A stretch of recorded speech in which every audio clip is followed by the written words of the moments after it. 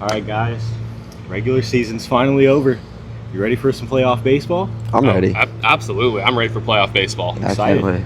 Yeah, that's exactly right.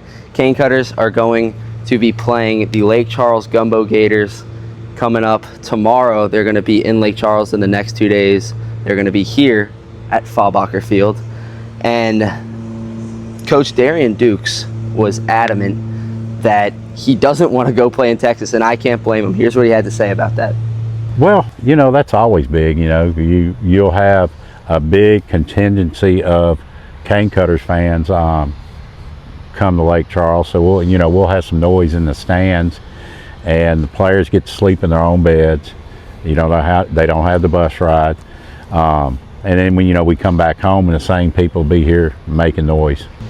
Not having to go to Texas is extremely important, not only for the players, but obviously also the coaches. Cedric, what you got for the Cane Cutters as an offensive team throughout this season? I got to talk to bench coach Tyler Bouillon just a little bit ago, and I asked him about how the consistency built up through the entire season. And he told me about how they got to lead the TCL in 372 walks. Well, you hear me talk about it all season. Is these guys sticking to their approach, right? And they're not going up there trying to hit home runs. They're not trying to do anything bigger than what they need to do. They're just going up there sticking to what they want to do and their approach and what the team needs them to do. And it's been successful this whole season.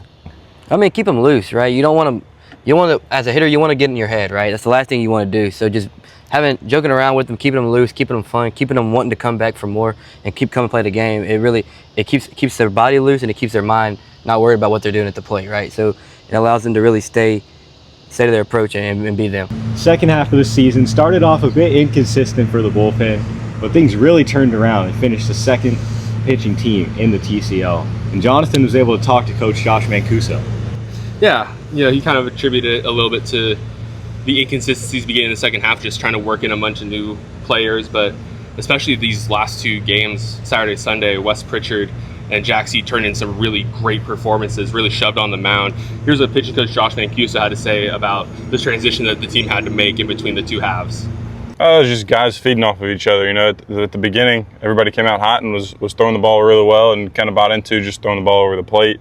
We had a lot of moving parts going into the beginning of the second half, and guys struggled throwing strikes, and it kind of just carried over into the bullpen, into the whole pitching staff. And here lately, it's been the same thing. They kind of just circled back together and simplified it and just kept throwing strikes. So just been a testament to how they handle adversity and just wanting to get back out there. A lot of the guys love to be on the mound and compete. So, one other thing that pitching coach Josh Mancuso was talking about as he kind of gets this rotation and bullpen set for the playoffs is that you can't leave any bullets in the bullpen. So if it's a winner-take-all game, it's going to be all hands on deck. And really, the pitching has really come alive late into the second half, and it's part of the reason why the Cane Cutters have been so successful. That's exactly right. They've won 7 out of 8 heading into the playoffs, and Cedric, you've heard me say this. The Saints, back in 2009, they went 13-0, then lost the last 3 games of the season. Everybody was nervous about how the Saints would be doing. In the playoffs, the Cane Cutters started off extremely hot in the first half. Second half, started off very slow. They were 4-9 at one point, but since then they've won 7 out of 8. Here's what Coach Darian Dukes has to say on the importance of having momentum going into the most important time of the season, guys. You can't, even the game we lost, at some point in that game, I think we had the lead. Mm-hmm. And we're capable of beating anybody. And, when the kids are relaxed and they're not struggling, and, things are going their way, there's nothing that competes against that. And when that 4-9 stretch, you had guys trying to do too much. You get 2 guys on, can't get them in. The dugouts.